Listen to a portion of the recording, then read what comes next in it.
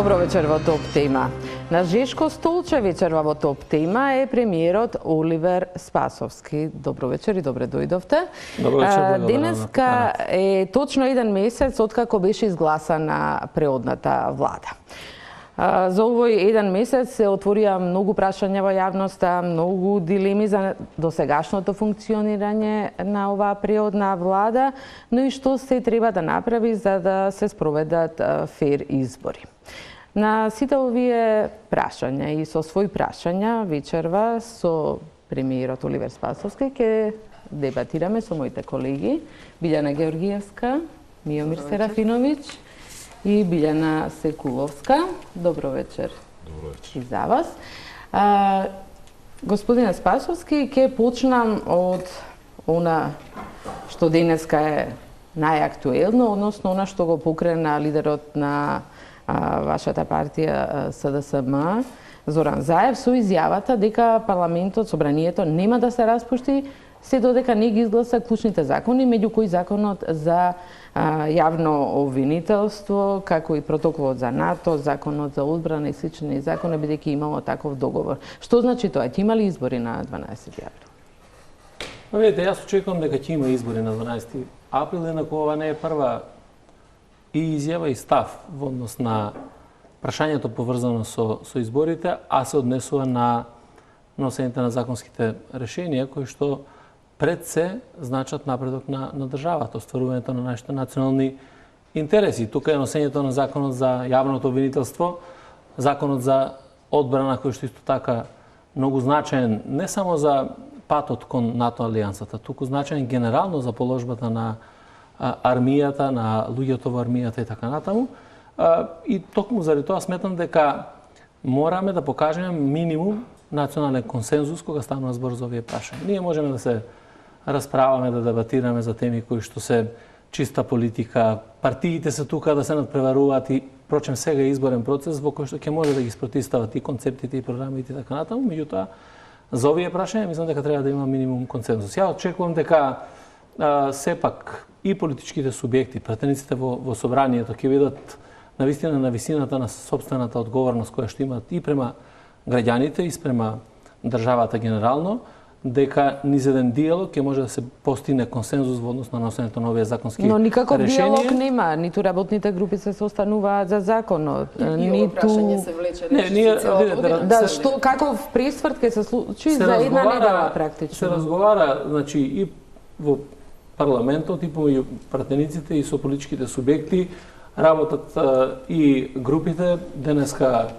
Ако не се видоа предходно, ги имаат ставовите, ги усогласуваат и така натаму, значи има простор за да се постигне навистина решение кое што пред се ќе овозможи државата да не се вовлекува во ризик пред се отпочнувањето на преговорите со Европската унија. Дали просторот го гледате во преговори со независните пратеници што излегоа од ВМРО-ДПМН и од коалицијата?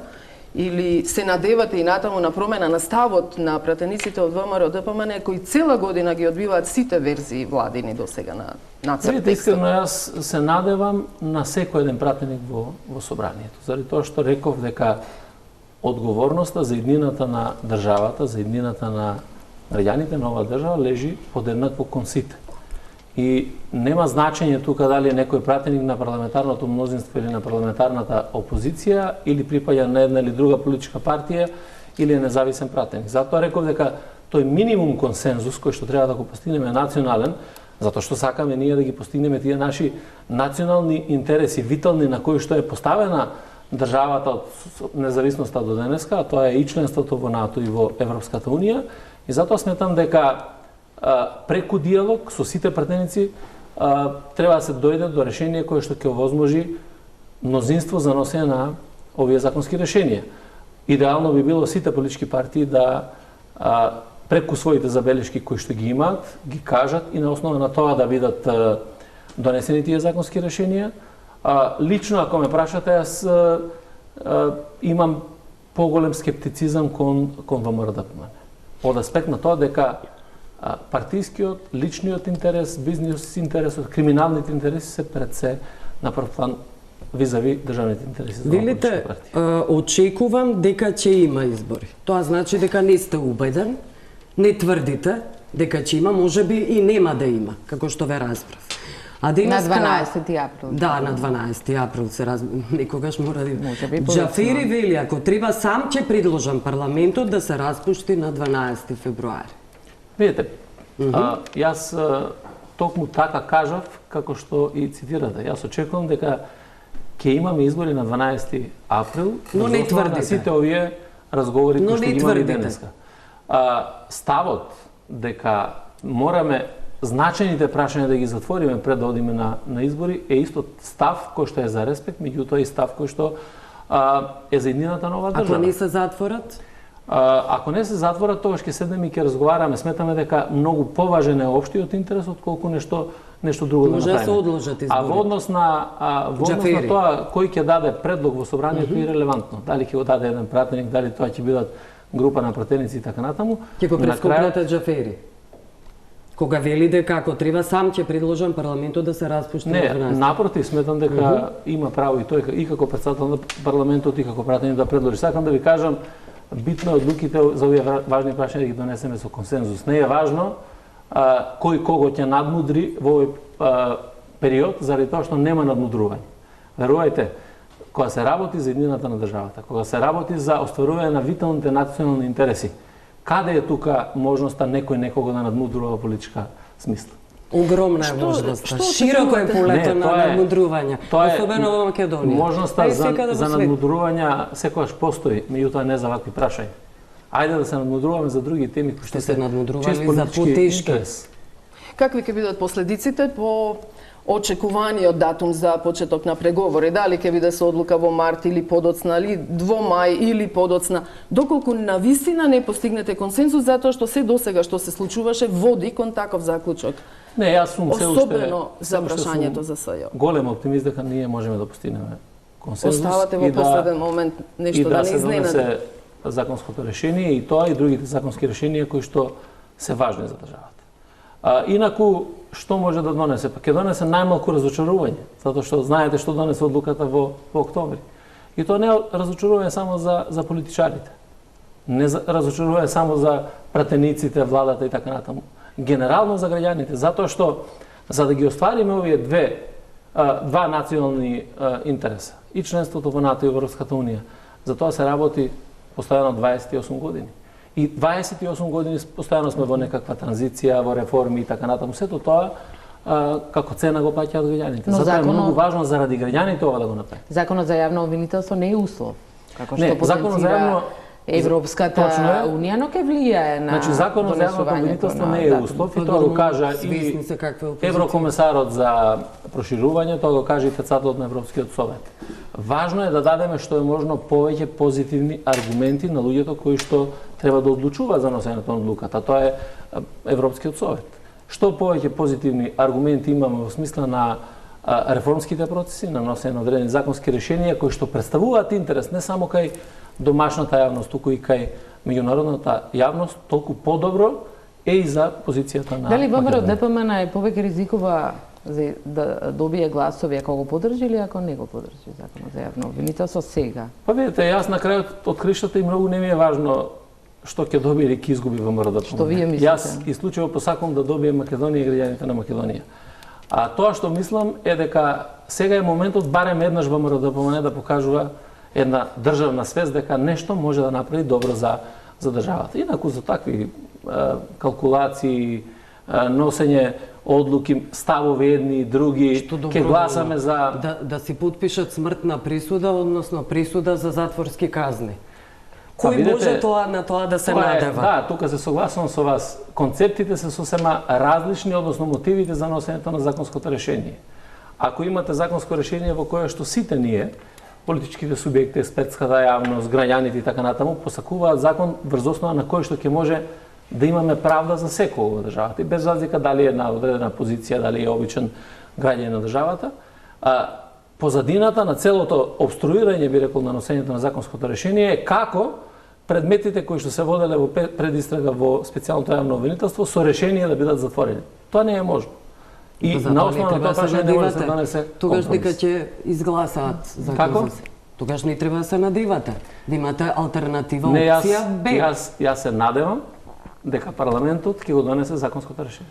Парламентот, не Ако опозицијата. може да ми Да, од една Ајде, страна сега. видите консензус, а од друга страна упатувате еден вид на, да кажеме, во обвинувања кон опозицијата дека еве стојат некои бизнис криминални интереси во работите околу донесувањето на законот А за како ќе ги јавно оцените вие интересите кои што Па значат не, вие носење на кажавте, решение? не сакам да ги оценувам бидејќи вие ги оценивте, вие ги Да. оценувате така. Зошто Јас ги мислите? оценувам, тоа е Зошто друго барате прашање. консензус од некого со кого овде го обвинувате дека е Ова е веќе, бран? ова е За вистинското криминал. прашање. Инаку на првото прашање со контраодговор ќе ви постави. Затоа што не може вие да излегувате со став, односно ВМРО да помене да излегува со став, дека ако не се донесе закон за јавно обвинителство во кој што ќе стои дека со решение ќе ги поништиме сите постапки кои што се започнати против наши функционери, такво законско решение не може да биде донесено. Таков сакате да Каде е кажете дека интересот? такови ме предлогот, баш стои за наши во функционери повеќе, да. или Значи, вака народски кажано да разбере секој граѓанин на Македонија ова што ви го кажувам. Инаку, ако ги слушате пресконференциите во кои што декларативно се изјаснуваме сите дека сме за правда, за слобода, за напредок на државата и така натаму, а не сакаме да ги кажеме кои се суштините во преговорите, тогаш е лажење на Од ова граѓаните. можам да заклучам дека не сметате на ВМРО, сметате на 80 пратеници без поддршката. Не, сметам на сите политички партии, на сите пратеници. Дали тоа и до ќе чини и последниот овој момент- пат до последниот трговија политичка? До последниот момент ќе направиме се да ги вклучиме сите политички партии и врз основа на аргументи и дебата да дојдеме на вистина до заедничко решение. колку е- Тоа го посакуваме ние како влада. Колку е значајно да се донесе законот за јавно обвинителство, дури по цена да се одложат изборите? Ова го сугерираше и академик Камбовски на јавната расправа за законот. За нас е многу важно, не само заради европските перспективи на државата. За нас е важно носење на законот за заедно обвинителство да навистина имаме консолидација на тој систем кој што мора да признаеме дека во најголема мера е разорен од изминатите години кои што ги имаме. И токму заради тоа сметам дека гледајќи низ призмата на сопствениот интерес како држава и како граѓани треба да бидеме многу заинтересирани да ги донесеме и овие законски решенија. И по цена да се Секако одложат дека изборите. па видете, одложувањето на изборите, што јас не верувам дека ќе дојде. Меѓутоа и да дојде одложување на изборите, тие некогаш ќе се одржат. Дали тоа ќе биде после месец или два, а европските перспективи мора да дојдат и е вредно да дојде час поскоро. И сега кога ќе ги погледнете тие два интереси, навистина е поважно интересот на државата и напредок. Како мислите тоа, извини Сања, како мислите тоа разорен системот на јавното обвинителство? Вие бевте министер за внатрешни работи од 1 јуни 2017 до по скоро 2,5 години. Вие, како Министерство за внатрешни работи, односно полиција, бевте должни законски, според закон за кривична постапка, да соработувате во откривање на криминал заедно со јавно обвинителство и под нивна палка. Значи 2,5 години разорен беше системот, зашто во тие 2,5 години вие како министар не презеловте нешто да се нели собере тој систем, да се врати во нормала. А знаете како? Што има Министерство за внатрешни работи со системот на јавното обвинителство? Па вие работите за нив, кој ќе отворат уни истрага? Мислам полицијата. Тоа значи дека вие сте посилен од вашиот газда на телевизијата? Вие работите за него. И вие ги носите одлуките во Телман? Не. Сака да Сакам кажете да ви дека кажам вие дека- обвинителството ви е газда?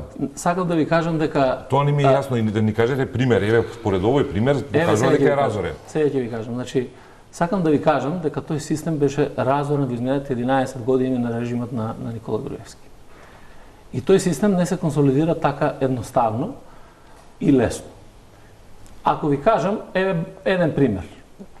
Во сите 4 години, додека јас сум имал пристап до Министерството, ако имате напад на полицајци и ниту во еден случај нема покренато ни една постапка или однесен во притвор ниту еден кој што ги нападна полицајците, зашто станува збор? Или ако имате систем во кој што 36-7 луѓе, еве, од поранешната власт, за кои што имаш издадено налог за апсење, ќе ги апси МВР, ќе ги носат во суд и на истото тоа обвинителство ќе се даде предлог да одат во домашен притвор, да се бранат со мерки на предпазливост и така натаму и така. Не ви личи тоа за разорен систем? Или ќе фатите како пироманја пали шумата во близината на Валандово или во Прилеп и обвинителот ќе ви рече за ова ќе одите по редовна постапка, нема притвор. Па добро, мене ми е ново, затоа Не е што добро, е сега многу го лошо. кажувате Не, после овие 2,5 примери ги години. има дадено. Не, ја ова го кажувам очигледно, Спасовски подолго ова го кажувам време. цело време. Ако ги видите моите изјави за обвинителството, ќе видите дека тие датираат од декември месец 2017 година. И мислам дека вие како новинар, барем добро упатен во работите кои што го следеше МВР во тоа време, би требало да ги знаете во најмал рак. Добро, баш. Дали се приближија позициите малку? Во однос на Законот за Полицијата и обвинител- обвинителството. позициите не треба да се приближат, туку треба да се создадат услови во кои што ќе се знае кој каква надлежност има и што треба да прави. И мислам дека има многу, би рекол, и мотив и енергија и од јавниот обвинител на Република Северна Македонија и од шефовите на обвинителствата да дојде до одредена промена. И не дека немало промени во овие 2,5 години. Меѓутоа, затоа реков, разореноста на системот во изминатите 11 години на режимот и во обвинителството, и во судството, и во Министерството за внатрешни, и во државната управа генерално создава сериозни потешкоти во овој дел. Пак кажувате разореност, а не кажувате конкретна постапка против Дозволете некој обвинител. да го цитирам професорот Калајджиев, кој вели, еве кога зборуваме истрагите, вели проблемот го лоцира во МВР. Тука се заташкува и не добива Значи, резултат. ниту една кај истрага, обвинителството. ниту една истрага која што е покрената не стои во Министерството за внатрешни работи. Ниту една. И тоа може да биде многу проверливо, да се испита и тоа така да се потврди. Примери кажуваме многу. И јас, еве ќе ви кажам еден конкретен последен пример за кој што кога говорам за разорен систем. Или два, ако сакате. Имате постапка која што се води за член на Судски совет. Судскиот совет носи две незаконски одлуки. Една одлука со која што се одзема имунитет, а имунитет има само судија, не член на Судски совет. И втора одлука, во која што вели нема можност да се одреди притвор. А тоа само може да го прави судија на претходна постапка. Има ли поголем пример од ова што треба и на вас и на јавноста да... Добро, но тоа е пак Ама тоа не е со Судскиот добро, значи, совет, овие се- зборуваме пак за ова, обвинители. Ама не е добро. Вие Јас ви велите- го кажувам примерот за Судскиот совет. И кој обвинител е во оваа постапка виновен, Инаку да за кажеме? обвинителите- Зборувам пошто бидејќи зборуваме за закон за јавно обвинителство. Вака сега го за потврдуваме обвинителите, тука. не, и за обвинителите. Јас судството. генерално И видите- зборувам за системот. И видите дека е Значи, незаконска одлуката на Ако- Судскиот совет, ги обвинувате дека донеле незаконска одлука. Па сигурно е тоа. Јас ви кажувам две, не една. Две незаконски одлуки. И сега ја очекувам дека обвинителот треба да биде на потек тука. Односно овој случај. Или за било кој случај кој што каде што е направен било каков прекршок, противзаконско действие, и ако тоа го прави обвинител, нема друг орган кој што може да покрене постапка против било кој обвинител. Освен обвинителството. Знаете дека и други Ние се министри добри за внатрешни, поранешни министри за внатрешни работи дека вршеле функција вакви сериозни обвинувања давале на сметка на Судскиот совет. И сега веќе не се во политика. Па јас не знам дали давале или не давале. Јас давам и ќе давам се до оној момент додека не гледам дека има напредок во судството и во обвинителството и во системот генерално. Добро, ако е заробена државата, како што велите од ВМРО, ДПМН, тогаш е логичен расплет на настаните да добиеме ветинг генерален Па на судството, на правосудството. јас се залагам за тој ветинг долго време и сметам дека колку побрзо и поквалитетно се направи ветинг во сите институции, толку подобро ќе биде за државата. Со што не се направи во МВР, толку време го најавувавте. Во МВР е започната постапката во однос на ветингот. Еден дел од ветингот е направен што се однесува на управата за безбедност и контрарузнавање преку спроведување на целосната постапка за новите вработени во Агенцијата за национална безбедност, додека вториот дел дојде до една втора фаза на реализација. Јас очекувам дека тој треба да заврши. Што значи таа втора фаза? Тоа значи дека треба да се направи комисија која што ќе започне на конкретни чекори во однос на Санкции, предпоставам. Не, на спроведувањето на ветингот. Прво, да се испита имотната состојба, интегритетот на вработените, образованието, напредувањето во кариерата, сите тие постапки и на основа на тоа да се помине или не се помине таа фаза на Кога ќе ветингот. дознае јавноста повеќе детали за тие 50 на фалсификувани дипломи што зборувавте дека ги има во Министерството на раководни позиции, кога ќе дознае повеќе детали за тоа што велевте дека таму има бизнисмени поголеми од многу звучни имиња во светот на бизнисот, дали е тоа дел од целата оваа постапка? Во однос на фалсификуваните дипломи за кои што сум зборувал, и со точна бројка тие се откриени и за нив се поведени и постапки и За окружена има отфанати- некоја постапка? Да, има.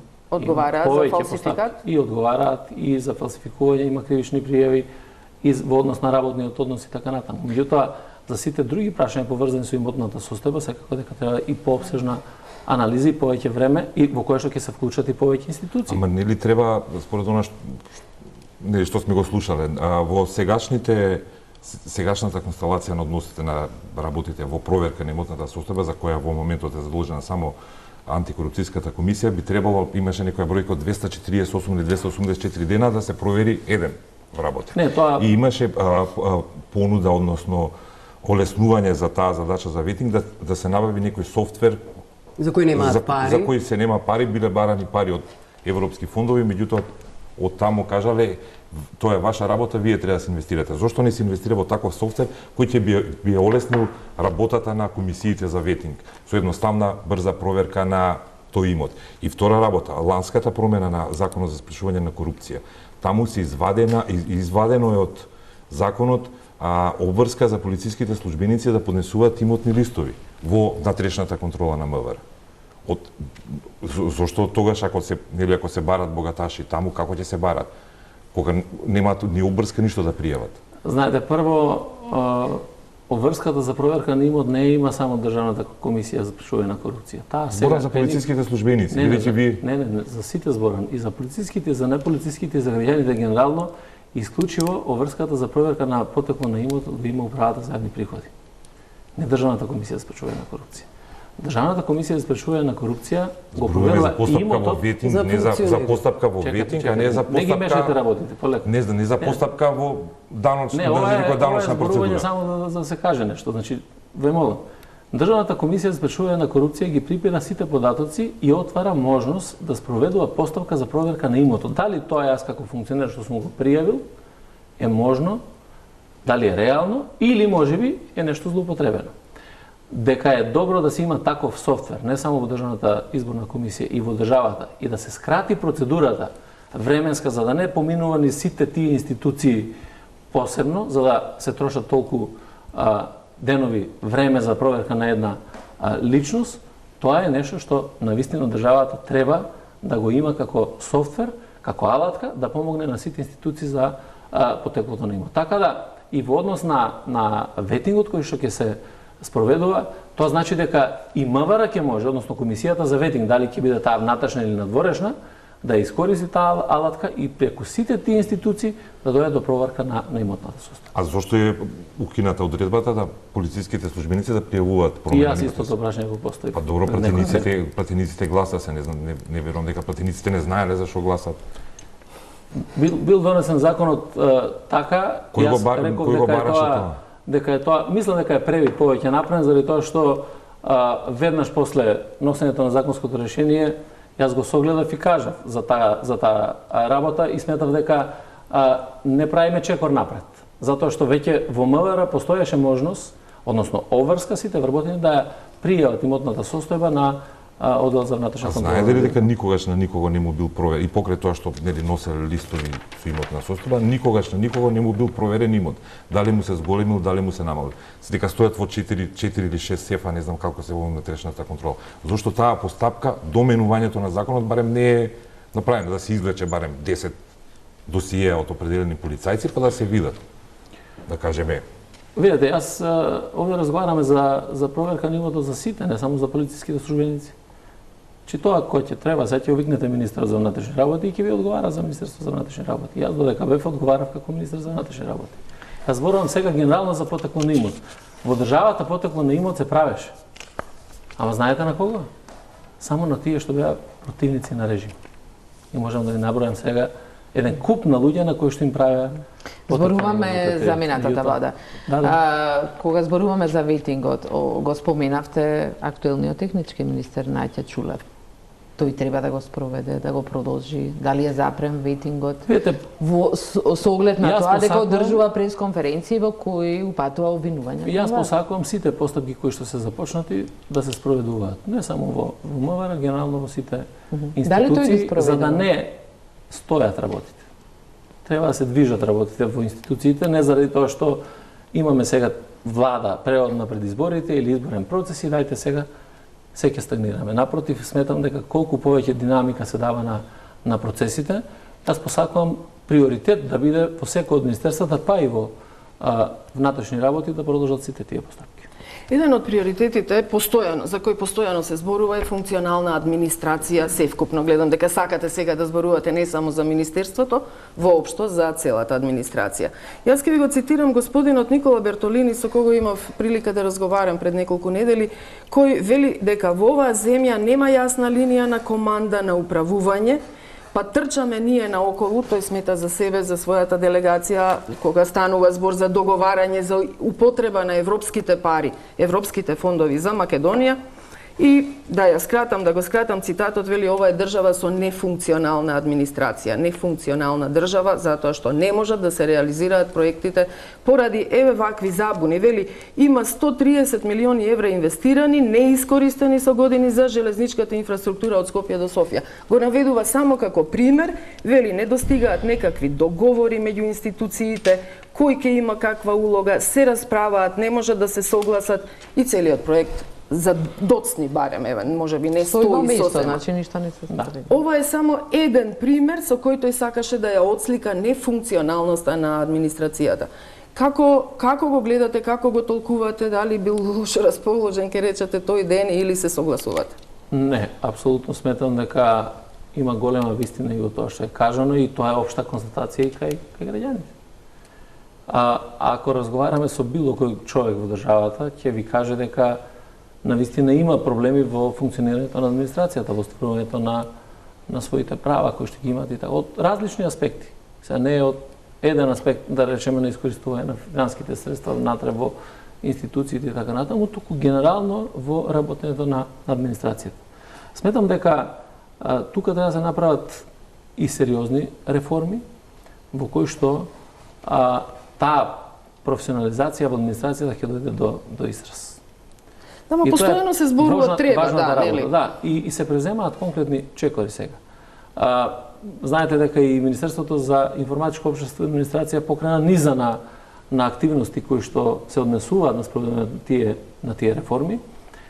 И мора да сватиме на крајот од краиштата дека платата мора да биде заработена во сите сегменти. Но дали е? После толку време, после 2-3 години. Видите, ако констатираме дека ако една приватна компанија понуди 30.000 денари плата на било кој, а имате работно место со иста квалификација за 16 или 15.000 денари во државна институција или општина и сите сакаат да одат во општината и државната администрација, тоа покажува дека навистина таму и помалку се работи.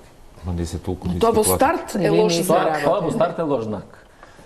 Сметам дека една ситуација која што мораме сите да ја признаеме е тоа што ни се случуваше низ годините во администрацијата, настана да правилата ги направиме исклучоци, исклучоците да ги направиме правила и да преку, би рекол, и партизација, и непрофесионално активирање на луѓето внатре, да имате навистина стручни, компетентни луѓе кои што се трнати во одреден момент на страна, а доаѓаат луѓе кои што дипломирале на брзина со некои факултети и така натаму. И сега, одеднаш, оние кои што биле вредните, работните и така натаму, гледаат и викаат, па добро, ако овој кој што беше неработник, кој што не почитуваше работно време и така натаму, дојде до одредена позиција, зошто јас би работел?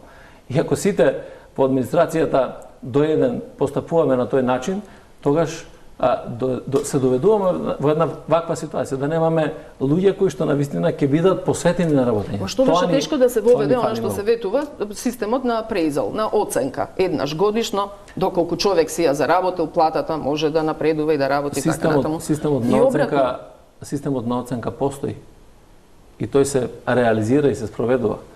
Прашањето е и на објективноста на оценувањето внатре во институции во однос на вработените. И таа, би рекол, необјективност во давањето на оценките, принципот на кој што сите трнуваме да не се замериме со Господин, тогаш тоа е една општа анархија, тогаш треба комисија за оценка на оценувачите, така до недоглед може да се оди. Не е една општа анархија, тоа е еден систем кој што бил воспоставен, кој што е такови, кој што се менува, меѓутоа тоа е многу.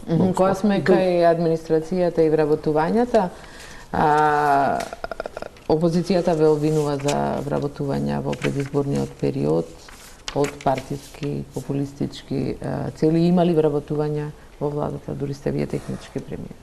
Вработување има во институциите и тие ќе ги има до оној момент додека може да бидат вработувања според изборниот законник. Ние знаеме дека точно до моментот на распишувањето на изборите треба да завршат или ако имаме постапки кои што се започнати да прекинат во тој момент со вработувањето. И тие се прават исклучиво на основа на плановите кои што се потребни за функционалност во институциите. Па вие ако гледате и со изјавите кои што ги дадоа и техничките министри, дека навистина постои во одредени сегменти и потреба од вработување на луѓе кои што ќе допринесат да се потполнат одредени дупки сегменти во функционирањето и на администрацијата и на другите институции. Така да овде не станува збор за вработувања во предизборен период, туку за вработување кои што се предвидени во опозицијата, кога сме кај вработувањата. Велите дека се отворени 60.000 нови работни места, дури е СДСМ на власт изминативе години. Каде се отворени тие работни места? Во приватниот или во државниот сектор? Ние не велиме дека се отворени 60.000, туку дека се вработени нови 60.000 луѓе. Каде се вработени? Најголемиот дел се во приватниот сектор. Најголемиот дел во приватниот сектор, а еден дел од тие сигурно дека се и во администрацијата, меѓутоа најголемиот дел во приватниот сектор. Бидејќи печатокот во јавноста е обично. Дека чулев две обвини дека сте вработиле 5 минути пред да заминете од МВР и сте подпишале всушност некакви законски решенија за вработување на одредени кадри. Ги следев пресконференциите. Вработување е едно, а подпишување на решенија за распоредување сосема друго. Таму беше све ставено дека некој некого вработил. Сакам да ви кажам, дури и на 5 минути до заминување од мојата функција се е законски за да подпишете и распоредите било кого. Така да тоа воопшто не се поставува како прашање. Друго е прашањето зошто се направени тие решенија и зошто требале да бидат поделени. Знаете дека имавме нова систематизација, се формира оделение за внатрешни работи, единици за внатрешни работи, тие луѓе едноставно мора да бидат распоредени и останатите кои што беа од управата за знаете колку вкупно решенија сте подпишале во декември? Пошто ја кажа министерот бројката. 1790. 1700, добро, кажа малку помалку. И како успеавте сите тие да ги подпишете, бидејќи тоа е да кажеме некој 90% повеќе отколку пред ланскиот декември, што се подпиша. Не, видите, ако погледате дека зборуваме за бројки статистички. Да, статистички, ако погледнете, например, кога имало промена на систематизацијата, сега не знам точно 2015-2016, ви имате многу повеќе подпишани решенија во неколку дена. Зошто?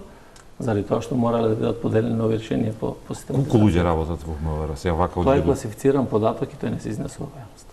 Значи ова се 10% од вработените се прерасподелени или 10-15? Тоа е класифициран податок и не можете да го изнесете во јавност. Добро, секојдневните соопштенија од двете партии, СДСМ и ВМРО, кои постојано се обвинуваат со високи тонови, не ви е ли индикатор дека не функционираат ваквите пржински влади? Дека се нефункционални, всушност не е до прашање на владата, туку на државата? Видете, ние, знаете, во кои услови беше воспоставен овој модел на формирање на И тоа нема да трае вечно. Влада. И тоа не треба да трае вечно. Кога ќе кажете мислите дека ќе доволно? трае? Вие знаете дека Тоа беше предвидено само за 2016 година. Затоа што имавме држава заробена, држава во која што владееше режим и така натаму, и држава која што Беше политичка криза, да. до крај ги злоупотребуваше сите институции на системот. И сега токму велите заради дека тоа е заробена државата од Токму ВМРО. заради Не тоа гледам никоја разлика од пред 3 години. Не, има многу голема разлика. Не, Ако погледнете од пред 3 години денеска државата има наистина многу голема разлика. Ние тогаш зборувавме за слобода, за демократија, за слобода на медиумите и така Говорам натаму. за заробеноста за која и претходно говоревте. И во судството, еве и за МВР Не, говорите. јас кажувам дека има навистина остатоци Дека се од тој режим кои вмрежени што се вмрежени и од криминални зациментирани. структури, од се друго кое што има, и тука нема дилема, и тие треба да се менуваат. Меѓутоа, ниту државата, ниту условите во кои што е формирана таа пржинска влада во 2016 година и е преговарано за неа, не може да се споредат никако денеска. Меѓутоа, бидејќи тоа беше до кога ќе бидат тие пржински влади? Бидејќи тоа беше разговарано на политичко ниво, се сеќавате пред одржувањето на референдумот, и се прифати да се формира пржинската влада за наредните парламентарни избори. Ние сепак сметавме дека, окей, ако е тоа така, заради транспарентноста, за демократскиот капацитет и така натаму, треба да дозволиме нека бидат дел и представниците на опозицијата во владата. Меѓутоа, апсолутно сметам дека Македонија е сега и стабилна држава, и стабилна демократија, покажа низ годините дека може да спроведе кредибилни демократски избори со сите европски вредности, така да нема потреба од формирање на било каква преводна влада, туку треба да се оди Ова е на... последната? Како? Ова е Да, последната? Јас посакувам да биде последната и да се договориме сите заедно дека прво треба да покажеме сега дека не отстапуваме од тие стандарди на спроведување на избори, дека ќе останеме на тоа ниво на кое што сме ја донеле државата, и дека навистина можат институциите врз основа на својот капацитет Ќе побарате да се укине практично. Како функционира воопшто оваа преодна влада, бидејќи гледаме еден паралелизам апсолутно И во дали сите ќе помогне за министерства? подобри избори? Да, каде што има министри и заменици министри од опозицијата. Како воопшто го менаџирате кога секој ден сме бомбардирани на паралелни соопштенија, паралелни јавни настапи, Видете, паралелни мерки? Во суштина владата функционира нормално и со потребната динамика која што имаме. Тоа ми беше најважната цел. Граѓаните мора да ги добијат сите услуги, да ги остварат сите права кои што ги имаме. Партиските препукувања Не се кои што партиските, меѓу ги имаат- министрите и замениците се не се. Па да, па тука е повеќе и од поентата. партиски Тука е поентата, може да партиски мотивирана или како сакате на било кој друг начин. Знаете, не може посебно во делот и на безбедност, ако станува збор, па и во делот на социјалата. Не можат и не смеат да се створат паралелизми заради тоа што тоа може да допринесе навистина за нефункционирање на државата. Ние не можеме да кажеме сега во овој момент дека има такви разлики во кои што не функционираат институции. Функционираат. За одредени работи за кои што се искажуваат поинакви ставови од тие што можеби ги застапува едниот или другиот во министерството, тоа не значи дека системот не функционира и дека ние го доведуваме системот во прашање. А што е само пиар? За одредени одлуки кои што беа носени, например, укинувањето на сите наредби во Министерството за внатрешни работи, покажа дека не е важно само да ви донесат документ кој што ќе го подпишете, туку треба да размислите за последиците кои што ќе ги предизвика. Ама тој паралелизам еве денеска баш имаше таков пример. Се беше закажана пресконференција на дополнителната заменичка министерка од труд и социјална политика со директорката на Агенцијата за вработување. Мислам, зошто дополнителната заменичка одржува прес со директорката на агенција?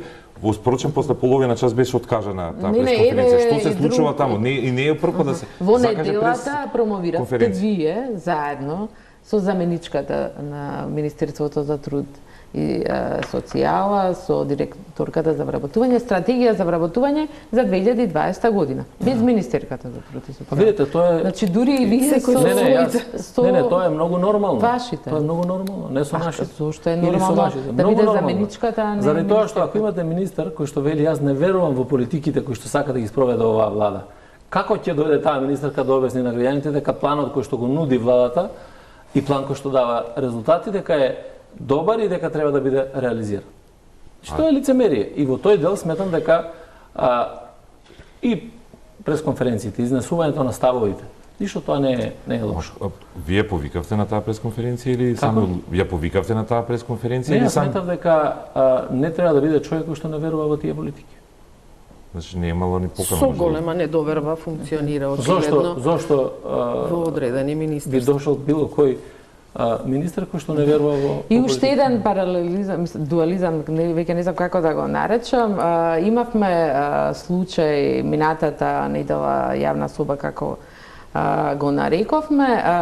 Министерот од министерството добиваме или министерот даваше изјави дека се бара креаторот на таа група на социјалните мрежи. Заменичката министерка, не знам од каде од дома, на Facebook објавува Во име на Бюро за соопштение јавна безбедност. дека се приведени две лица, заменик министер за внатрешни работи. Како може така да функционира едно министерство за внатрешни работи, значи од кое ни зависи безбедноста? Како тоа го менаџирате? Јас не гледам тука различни ставови во однос на конкретен случај. Тој случај Не, двајцата беше- соопштуваат од кој заменичката Се на надпреварува Facebook. кој ќе биде Мислам, побрз. Да, Значи, да соопшти дека е некој приведен. Значи, важно е дека тој случај се одработи максимално брзо, посветено, и сторителите беа откриени. Не зборуваме за Начинот на кој случај, што тие зборуваме за ќе ги искажат функционирање. своите ставови, на тоа е МВР. нешто друго. На Facebook статус, ако го имате собствен став да искажете и така натаму, Не, тоа тој не е тоа став, не тоа е надвор од- соопштение дека е некој приведен. Не, тоа беше статус напишан од страна на дополнителен заменик министр. Ама не дека Како МВР. Ама не е тоа. Ама таму не стоеше дека споделувате- МВР, туку Бюро за јавна безбедност. А кој спроведува истраги А, во добро, Министерството? сега, има Бирото директор за на јавна безбедност, не, не директорот можеше за и јавна- онда. Значи, Бирото за јавна безбедност спроведува сите... Сакате да кажете дека е нормална ситуација ова? Тоа ни е Сакам поентата да- на да, прашањето сакам ни е да кажам дека не ни изгледа нормално. Тоа ни е поентата на прашањето. Функционира нормално ситуацијата и во ниту еден момент сега не можеме да кажеме дека со оваа постапка е нарушено било што во функционирање. Како ќе функционира натаму, еве да се префрлиме на една друга тема, можеби досега и не ви беше толку блиска, но од оваа позиција треба да ви се обратиме. Отпадот, екологијата, загадувањето на вистина стана висока котирачка тема, што и не е лошо, затоа што екологијата е приоритет број 1 во Европска унија, во светот, во развиените земји, кај нас така од време на време спорадично ако добиваме некоја информација.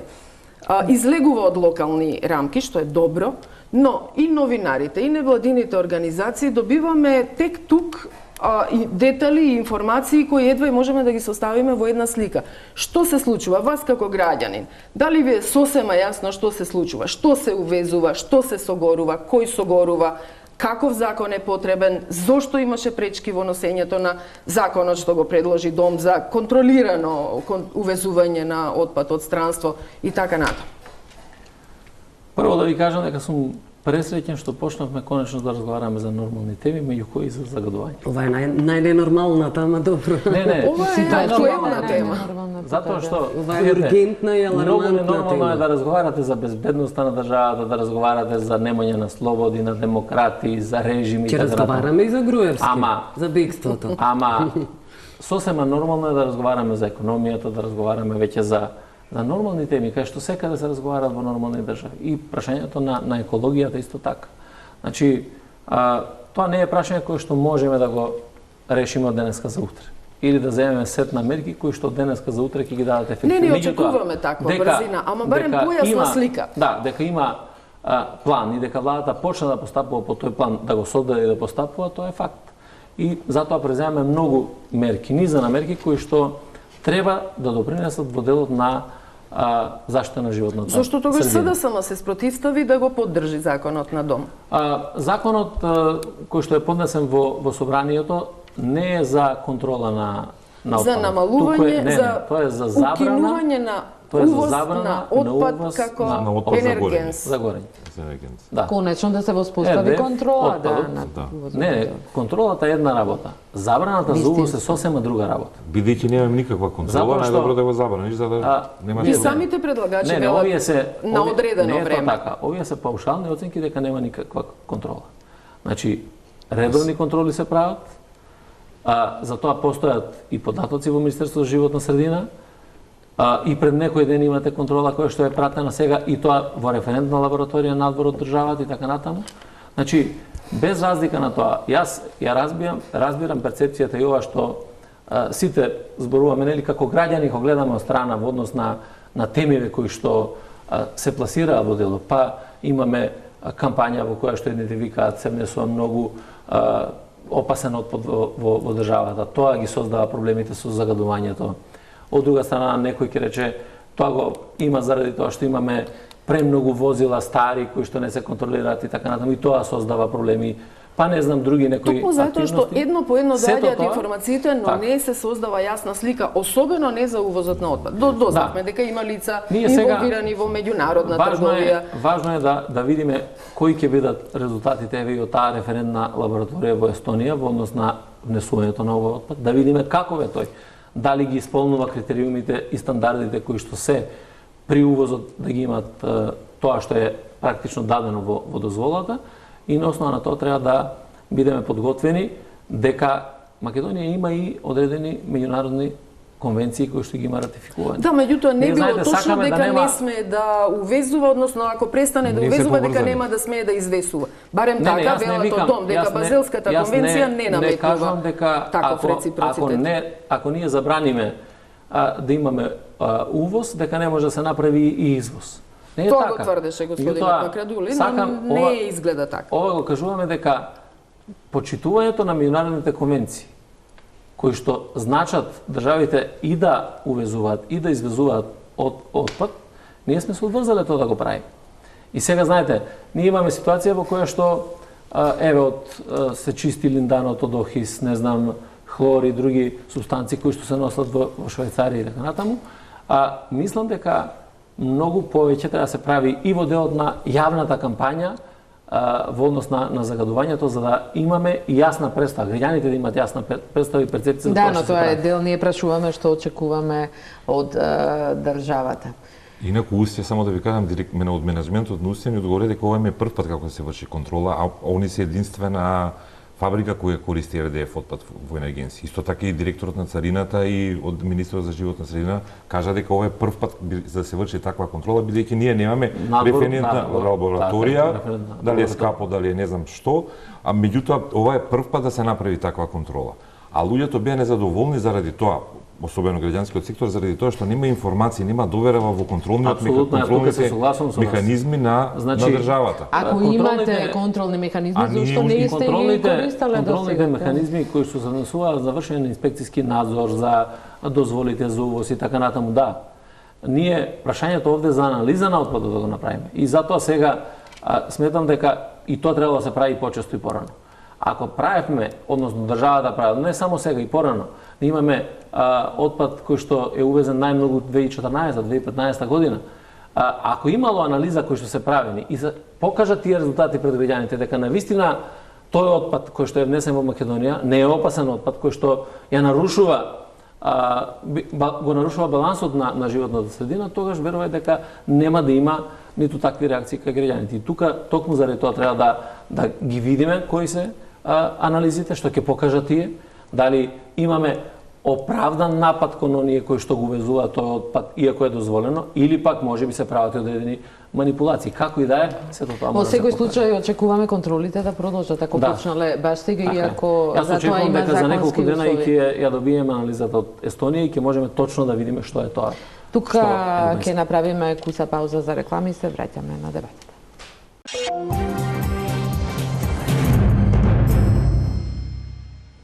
Продолжуваме, гледате Топ тема на Жешко Столче, премиерот Оливер Спасовски. Господине Спасовски, да се префрлиме малце на економијата, како што рековте, нормални теми, ама да видиме оценките колку се нормални. Мама поупати пофалби, но и критики во нивниот последен извештај за економијата, особено дека минималната плата нема да ја намали сиромаштијата, и дека не е во согласност со ниската продуктивност на работниците. Од друга страна, посочија дека се зголемија платите, пензиите, меѓутоа се замрзна прогресивното одредночување и бара конечно да се укинат субвенциите за земјоделците. Како ги коментирате овие? Видете, секогаш во секој извештај постојат и позитивни и негативни критики, и негативните критики служат за анализа. Тоа што ќе го дадат како забелешка, да се изанализира и да видиме кои се тие ефекти. Јас не согласувам дека минималната плата или зголемувањето на минималната плата ќе влие негативно на економијата, и тоа не е така. Не ти велат нема да ја намали сиромаштијата.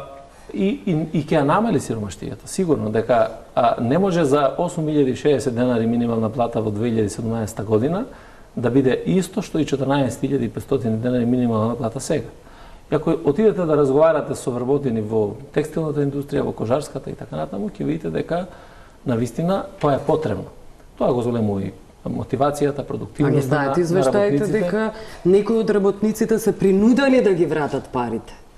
Нема таков дека случај. Дека формално всушност земаат еве 14.000. Нема таков случај. Јас би сакал да го имаме тој случај. Каде е тоа? Да се пријави и повикуваме постојано тоа да се случи.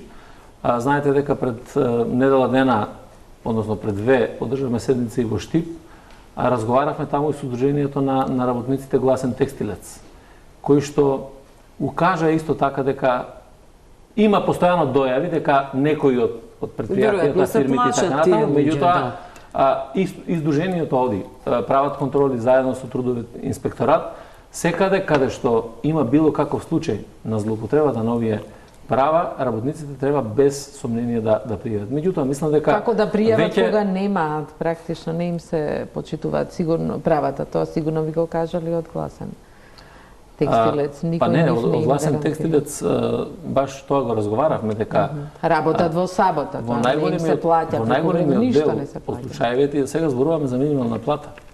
Добро, јас кажувам дека немаат права. Инаку, и за другите права кои што се, да, се согласувам дека можеби треба и поголеми контроли, можеби треба и поефикасни механизми кои што ќе доведат до поголемо почитување на правата, меѓутоа ако зборувам за минималната плата, навистина сметам дека и работодавачите разбра, сватија дека мора да се подигнат платите ако имаме, за да имаме мотивација на вработените и да има и поголема продуктивност.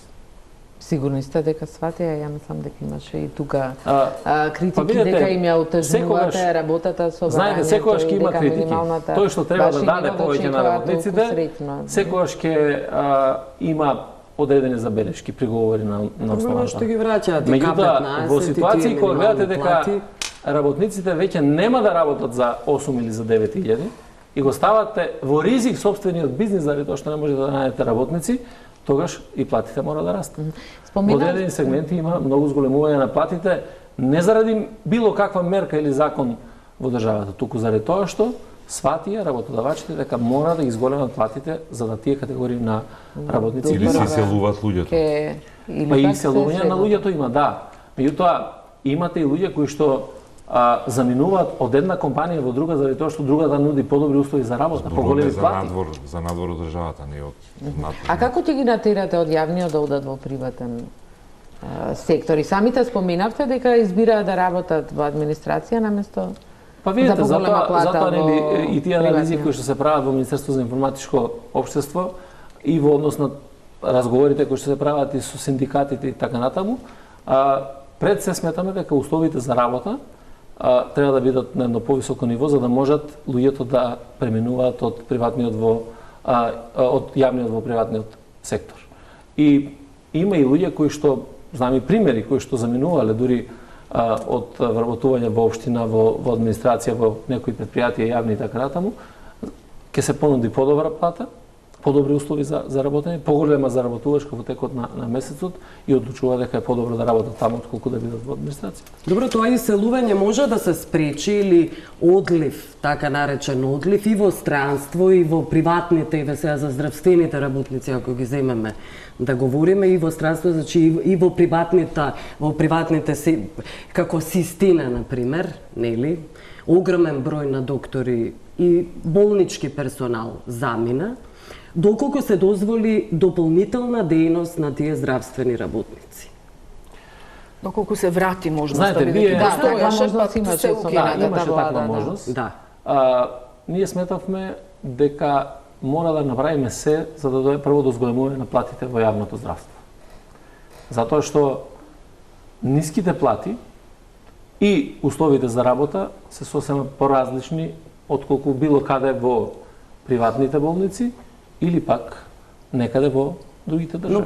Повторно тоа нема да биде доволно. Сега, свесни сте и за тоа. Никогаш нема да биде доволно. Да, добро, но треба да биде некаква достоинствена плата. Различни услови. Да. Меѓутоа, ако имате доктор на клиника кој што земал примања 30.000 2017 година, а сега зема 90 или 100.000, мора да признаеме дека тоа не е мало зголемување и во делот на мотивацијата и во делот на толкова огромна плата. Или како? Не земаат сите велам огромна Не, во плата, терцијарното толкова. здравство скоро сите така земаат во тој дел на платите. Секако дека многу е важно и медицинскиот персонал. Не е само работата се разбира. на докторите, туку и на И медицинските дополнителната сестри. дейност ќе се стави на дневен Кога ред. зборуваме за дополнителната дејност, таа може би има и предности, меѓутоа има и мани. И во периодот додека имавме дополнителната дејност, се покажува многу примери во кои што доктор во јавно здравство нема да ја заврши работата за 8 часа, туку напротив ќе му каже на пациентот дојдете попладне и во дополнителната работа да може да се изврши Добро, таа активност која што имаме. Ваше е да најдете значи, начин како... Тоа е Не, модел значи- кој функционира во нормалните демократски земји. Така Да, е. функционираше кај нас со сите недостатоци. Милнер? Да. Да, се би сакал да ве прашам во Нека врска со изрази. проектот, ајде да не кажеме толку контроверзен, ама таков мистериозен проект за хеликоптерски на помош. Значи, склучен е договорот во рок од 6 месеци, претпоставам дека во време на вашиот мандат вие ќе треба да ги исполните првичните обврски како премиер на владата кон шведската компанија која го доби тој тендер за хеликоптерско идно спасување. Докаде се тие постапки и колку пари ќе чини, односно како ќе се собират тие пари, бидејќи граѓаните нема да ги чини ништо, меѓутоа сепак ќе се собират тие пари. Тоа воопшто не беше објаснето на кој начин ќе се собират тие 9 милиони евра годишно. И не беше објавен целиот договор, нели? Да. Знаете, Околу Дали тоа. одлучено владата, дали донесе одлука како ќе се прибират тие пари од странски туристи, од македонски возачи, од Значи, Евроконтрол?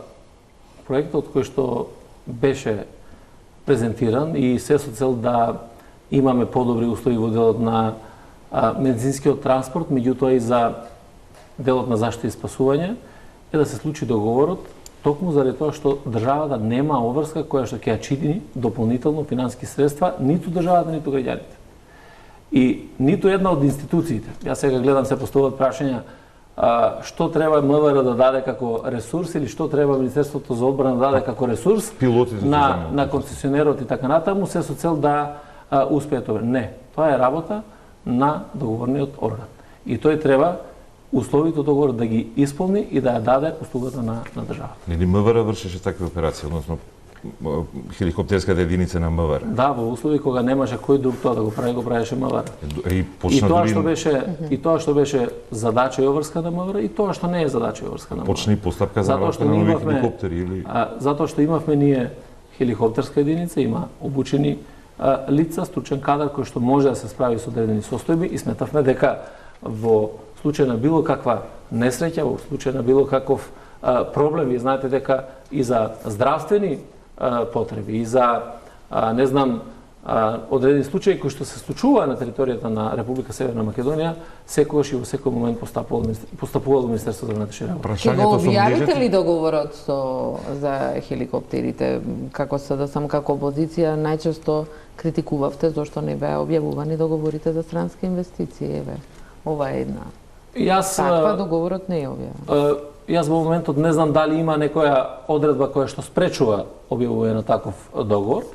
Тоа можеме да го провериме и да на основа на тоа и да се постапи. Прашањето односно сомнижите кои ги будат тие што се информирани во таа област е зошто тие 9 милиони евра годишно што се соберат не од граѓаните, не од државниот буџет, туку од за сега непознати на јавност извори, не се искористат за осовременување на единицата на МВР или на војното воздухопловство и тие да се користат во такви операции како што е случајот на пример во Словенија, каде што имат една единица која се користи за таа намена.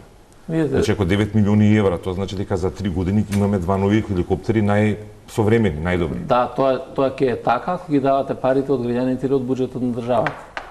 Ако немате таква финансиска обврска, Или ако ги соберете на тој начин како што ги соберете за трансфер ако партнер. немате таква финансиска обврска како држава, тогаш логично е да изберете модел кој што не ствара финансиски обврски за државата. Купувањето или осовремувањето на хеликоптерските единици и во МВР и во Министерството за одбрана кошта многу повеќе од тоа што... Возачите ќе плаќаат, се извинувам само кратко. Возачите дали ќе плаќаат тоа дополнителни трошоци за ова спасување и излекување? Бидејќи тоа според барањата кои се оставени до владата, кои објави ВМРО ДПМН тие документи, стоеше дека според тој член од законот за безбедност во сообраќајот ќе треба граѓаните сами да доплатат дополнителни трошоци при регистрација. И тоа е барано од владата да се потпише. Законот за безбедност на сообраќајот е во собраниска процедура и таква одредба нема. Ја сакам да разговараме на ниво Нема на... веќе постоечка одредба. Па нема постоечка одредба така. Добро. Значи, сакам да разговараме на ниво на факти, не на ниво на тоа што слушаме во јавност. Ива И Пабилјан. мислам дека имате можност да ги земете законските решенија и постоечкото, и тоа што е на собрание, да ги проверите и да видите дека таква одредба нема. Добро, кога сме веќе кај МВР, нашата омилена тема и најголемото разочарување беше бегството, така наречено, бегство на Груевски, кое сметате ли дека ќе ви биде сериозен проблем, дека ќе ви наштети сериозно на изборите? Видете, тоа е едно од прашањата поврзано со правдата и тоа е едно од прашањата што најмногу, би рекол, ги погаѓа граѓаните на Република Северна Македонија. Истрагата е завршена. Добро? Не само за случајот за Груевски, туку генерално за Генерално говориме, на правдата. Така да, сите случаи, па меѓу кои и ова, треба до крај да се заврши, ако има било каква пропуск од било кого во институциите на системот, да се сноси одговорност, се со цел да не се повторуваат такви случаи. А што е Билјана откриено имаше со тоа? прашање? Тоа ќе прашате во Не, Министерството што е зборуваме вака сега. Вие кога бевте, кога се памтам во музеот на Холокаустот излеговте, давате изјава ден после, нели тоа, уствари неколку часа пред да се јави Груевски од Будимпешта преку Facebook статус, вие рековте дека има пропусти во таа определена ситуација во правдата, како што споменувате, дека тоа ќе се промени. Што се промени од тогаш? Како дознавте ли вие како министер за внатрешни работи, сега председател на владата, како всушност Груевски избега, како ја помине границата? Дали може таа работа да ја слушнеме? Ќе слушнете од обвинителството, тоа е во истрагата, сите материјали, барања кои што беа од обвинителството се доставени таму и само тие може да ги соопштуваат. Станува збор само за предпоставки. Знаете ви, имате информација како се одвиело целото или знаете, ама оставате обвинителството? Станува збор за постапка, а постапката е Не, кога предметот е во истрага, не можеме вака да го дебатираме. Билјана? Јас знам само дека уште господинот Спасовски беше меѓу првите кои изрази сомневање во СЈО, уште тогаш па можевме да предпоставиме дека делумно тоа се однесува и на бегството на Груевски. Јавно го кажав и тоа на прашање на господинот Малце и не Серафимовиќ изненадивте за тогаш. Телма. И затоа Дека дека се сомневате во капацитетите Да. на Да. специјалното Ајде кога да јавно спомнуваме обвинителство. СЈО, Не може ли? паметите господин Серафимовиќ? Не, јас има бев тука година и кога нешто се- од Добро, не е тогаш, битно. На YouTube имате, можете да погледате. Околу СЈО веќе кога го спомнувате. А како ја оценувате ситуацијата кога Фросина Ременски, висок функционер на СДСМ, висок функционери во државата, во парламентот, стана почесен председател на меѓународен сојуз? Не знаевте вие, говорам и вие и целото раководство на СДСМ, не знаевте што се случува? Видите, личните одлуки за тоа каде ќе учествуваат... Тоа не се лични одлуки, Не, лични тука одлуки. да завршиме Видите, веднаш. Не, лични одлуки. Не. Таа има функции неколку, јавни. Без разлика. Значи, вие таа сте не се- партија и на власт и Видите, таа е подпредседател на собрание. Да. Значи, Тоа не се лични одлуки. и во едната и во другата позиција никој немал обврска, ниту даде предлог, ниту даде мислење за учество во некоја невладена организација. Тоа не е некоја. Тоа не е некоја. Така не е некој. Не е некоја, не е било Организација каква. против која Тоа е во моментот меѓународен е- сојуз кој нема никакво портфолио дека е Тоа е меѓународен. организација, ама затоа ви викам, значи сето тоа што се правило требало да се носат и лични проценки од одлуки за тоа каде ќе отидете, ќе бидете дел од не знам, Сака да кажете дека не ве интересира вашите сопартици што прават и сопартици и високи функционери во државата. Секако дека ве интересира. Мене ме интересира и тоа многу. Мене ме интересира и тоа многу што прават. Особено што сте биле министер за внатрешни. Затоа што сакам да внимава секој еден во однос на постапките кои ќе ги влечат. Меѓутоа сепак тоа се лични работи. Не се лични. Се? Немаме многу време. Билјана, до крај уште по едно Јас многу само куса ќе се прашања задржам на сите. тема односно на сега и овде се ближат избори, како и да е, кога и да се распуштат, зависно од овие закони со кои почнавме вечерва да разговараме. Како размислувате да настапите на изборите, со кого би коалицирали и дали ќе продолжи онаа битка за гласовите на албанците по примерот на Арачиново, каде што баш и не се покажа успешен тој пример, барем за локалното население, за локалната власт. Не зборувам како ваш кандидат. Прво ќе настапиме на изборите согласно проценките кои што ги имаме на начин кој што е најдобар за СДСМ. Второ, рачунаме на секој глас и на секој граѓанин и апсолутно сметаме дека поделбите по однос на националност, по верска и друга припадност не треба да бидат основа за тоа да го барате гласот на граѓаните и да понудите програма која што се реализира или треба да се реализира. Па за Арачиново не би се согласил дека е неочекувано. Значи тие луѓе кои што дадоа поддршка заради тоа што сметаа дека треба да се направи, да се вложи нешто што е во инфраструктурата. Да, може би на задоволството таму се должи на кадровскиот избор, но еве ако гледате дека сега во Полнеек се гради канализацијата, дека се работат водоводи во неколку тие села, дека наскоро ќе се започне нова градинка и така натаму, тоа се нови перспективи кои што се отворија токму сега за тоа. Дали после овие години поминати заедно со ДУИ во коалиција, сметате дека еднакво се залагаат и тие и вие за принципот едно општество за сите? Мислам дека принципот едно општество за сите е принцип од кој што нема враќање назад.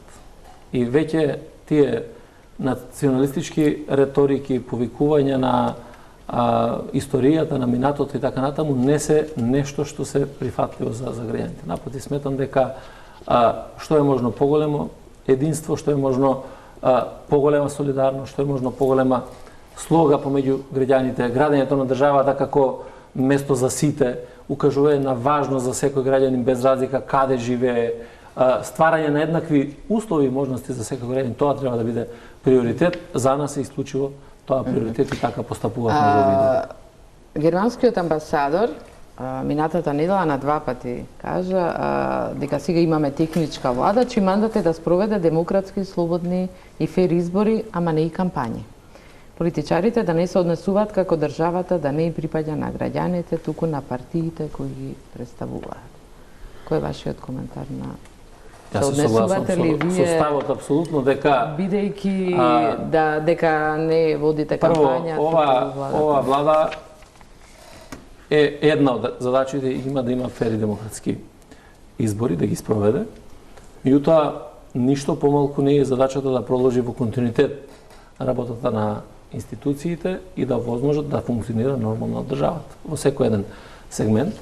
Ние навистина имавме добри резултати, постигнати стандарди во однос на изборните процеси, 2017 референдумот, 2019 за претседателските избори, и тоа треба да биде основа и од тој стандард апсолутно не смееме да отстапиме. И сите кои што се вклучени во владата, сите оние кои што се задолжени за спроведување на изборниот процес, тоа треба да го имаме на ум и мислам дека е многу важно и за еднината на државата генерално, за оценките кои што ние ќе ги добиеме. Инаку се согласувам дека граѓаните се тие кои што треба да одредат на основа на концептите, на политичките програми и така натаму, кој е тој што ќе ја предводи идната. Да, но сепак се ве повика да се концентрирате на работата на владата. Веројатно и самите велите дека министрите водат партиски. Веројатно затоа што кампањата е почната веќе од пред неколку месеци. Очигледно дека нема потреба Ќе за бидете вие се. кандидат како на претходните избори, носител, решите тоа.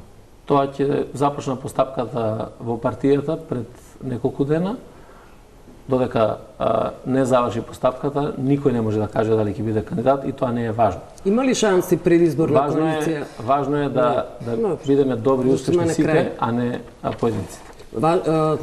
Дали има шанси да направите предизборна коалиција со албанската опозиција? Заради тоа што има информација Казаев повеќе не сака да оди со ДУИ по избори во коалиција. Ете, едно е сигурно дека Социјалдемократскиот сојуз го има најголемиот коалиционен капацитет во овој момент. И можеме да правиме коалиција со повеќе политички партии. Јас реков дека ќе направиме коалиција и ќе настапиме на изборите врз основа на проценките за тоа што е најдобро за собствено и за држава. До сега што е проценато? Тоа ќе го објавиме во моментот кој ќе соопштиме и одлуката за каков настап ќе. И за крај, I'll be back ви беше најомилената филмска И сега ми е. фраза. Каде ќе се вратите? Не знам јас дали ќе се вратам некаде и каде би требало да се вратам. Важно е овие политики на оваа влада, пресвртот кој што се прави во секој поглед на државата, трансформацијата на државата да продолжат и понатаму. Ви благодарам за учеството во топ тема. Благодарам на моите колеги. Тука е крајот на вечерашната емисија. Останете на Телма, имајте убава вечер.